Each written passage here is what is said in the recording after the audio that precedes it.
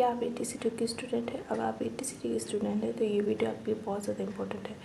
सोचिए अगर आपके सामने कोई इमरजेंसी पेशेंट आ जाए या फिर वो बेहोश कंडीशन में वो आ जाए आपके सामने, या फिर सांस लेने में उसकी दिक्कत हो, तो आप उस टाइम पे क्या करेंगे?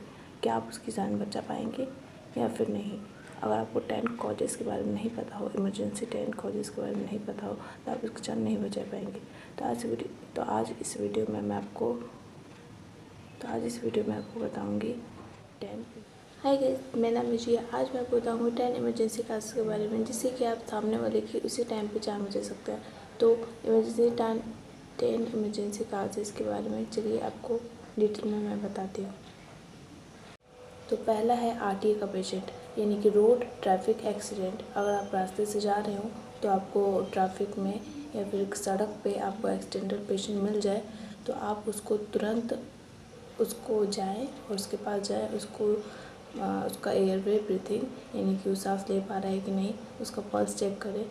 अगर वो सांस ले पा रहा है तो उसको ज़्यादा से ज़्यादा आवाज़ दें, उसको बुलाएं, कोशिश करें। या फिर वो होश में ना हो तो उसको जल्द से जल्द किसी हॉस्पिटल में एडमिट करवाएं। अगर उसकी बॉडी पे कहीं खरोच या फिर बहुत ज़्यादा ब्लीडिंग होती हो तो उस एरिया को किसी कपड़े से या फिर किसी चीज़ से अच्छे से बांध दें, यानी कि उसकी ब्लीडिंग रुक जाए। इतना करने के बाद अगर आपको लगे कि इसकी रीढ़ की हड्डी या फिर उसकी बॉडी में कहीं भी किसी भी जगह का हड्डी टूटा हो, तो उसको अच्छे से उसी पोजीशन में रखें। बिल्कुल भी उसको हिलाए ना, क्योंकि आप जितना हिलाएंगे वो उतना ही बेकार हो जाएगा।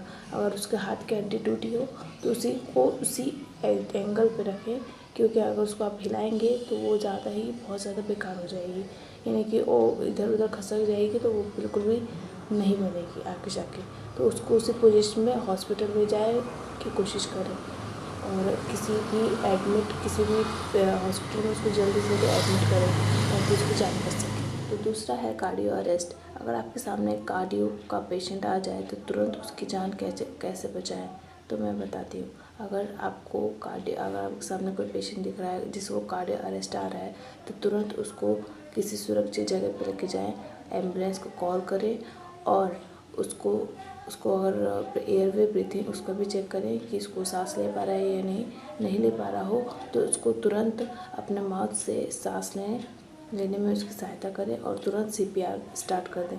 उसके दिल को इस पोजीशन में, देख रहे हैं ना, इस पोजीशन में आपको उसके दिल को 1 से 120 बार तक 1 मिनट में आपको दबाना होगा, यानी कि उसको पंप करना होगा, जिससे कि उसका ब्लड फ्लो उसके दिमाग तक पहुंच जाए, जिससे कि उसको सांस लेने में दिक्कत ना हो। और तुरंत एम्बुलेंस को कॉल करें या फिर किसी निजी अस्पताल में उसको एडमिट करें।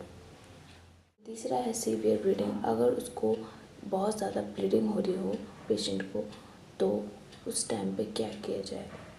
तो उस टाइम पे अगर आपको लगे कि बहुत ज़्यादा ब्लीडिंग हो रही हो, वो ब्लीडिंग नहीं रुक पा रही, तो एक साफ़ कपड़े से उस एरिया को बांध दें अच्छे तरीके से, और या फिर गॉस पीस हो तो उसको उस एरिया पे उसको लगाएं, जिससे कि वो ब्लड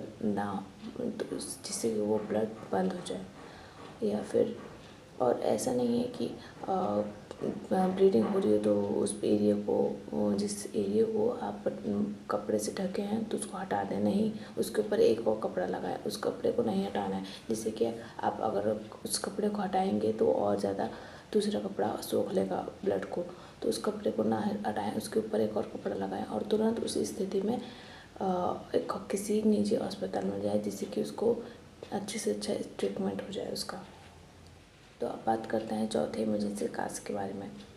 तो चौथा है बर्निंग इंजरी, यानी कि बर्न इंजरी। यानी अगर आपको कोई पेशेंट दिखे या फिर कोई ऐसा इंसान दिखे जो सामने आपके आए और एकदम उसका हाथ पैर या फिर बॉडी में कोई भी एरिया में उसको जला हो, तो उस एरिया को ठंडे साफ़ पानी से 20 मिनट तक, कम से कम 20 मिनट तक उसको धोएं।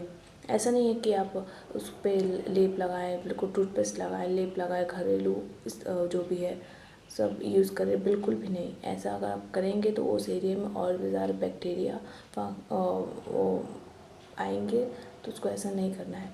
उसको ठंडे पानी से 20 मिनट तक उसको धोना है, साफ़ करना है और सूखा ड्रेसिंग करना है। बिल्कुल भी गीला चिपचिपा नहीं करना। अगर आपको एकदम सूखा और साफ़ ड्रेसिंग करना है, अगर आपको लगे कि ऐसा नहीं ठीक होगा, उससे घरेलू उपाय से नहीं ठीक होगा, तो आपको सीधे हॉस्पिटल जाना है। अपने मर्ज़ी से बिल्कुल भी नहीं करना है कुछ भी। बस उसको आप जब आपके सामने आए बर्नी का पेशेंट, तो आपको सिर्फ 20 मिनट तक ठंडे पानी से उसको साफ़ तरीके से धोना है और कुछ नहीं करना। अब बात करते हैं 5वें इमरजेंसी कॉज के बारे में, यानी कि पॉइजनिंग। अगर आपके सामने पॉइजनिंग का पेशेंट आ जाए जिसने जहर खाया हो, तो उसको तुरंत चाकुल का जूस दें या फिर जो है लेमन का जूस दें, जिससे कि उसको वोमिटिंग आए।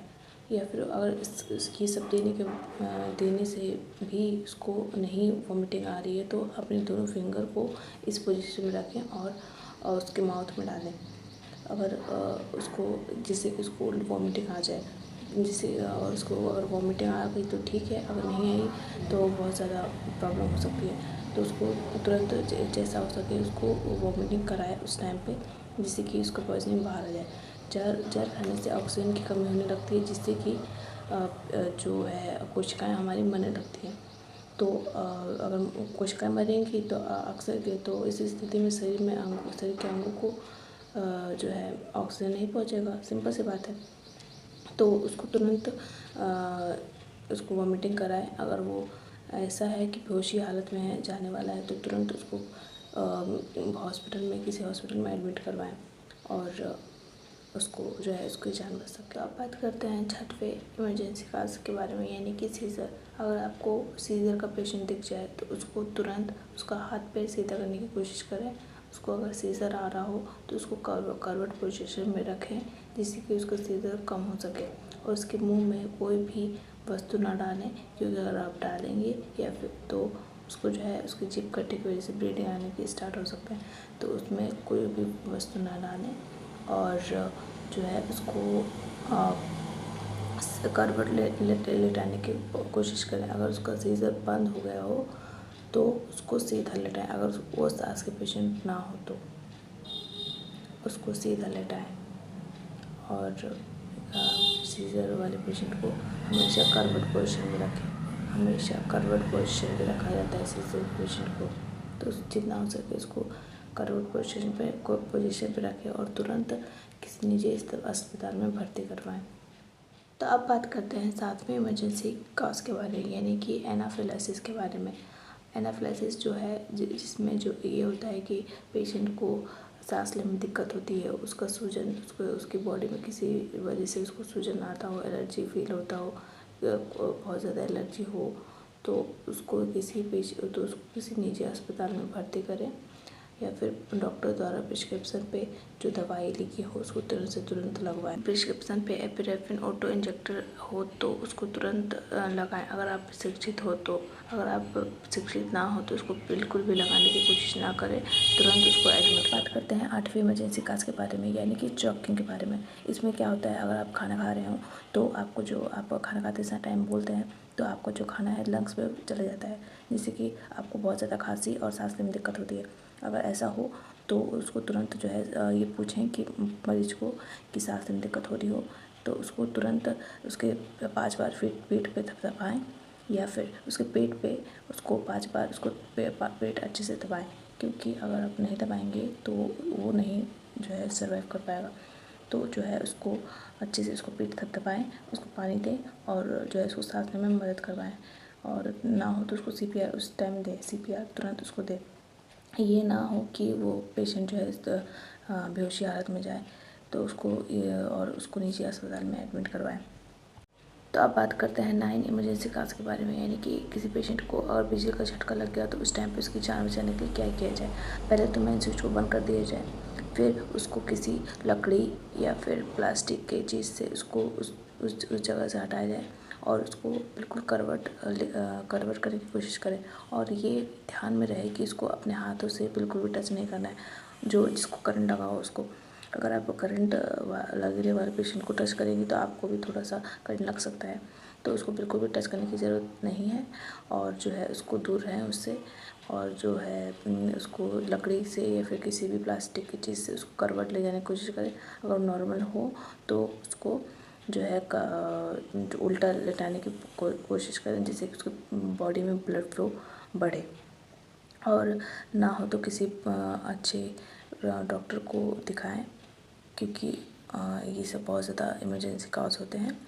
तो इसमें जल्दी से जल्दी इसको किसी हॉस्पिटल में भर्ती करवाएं।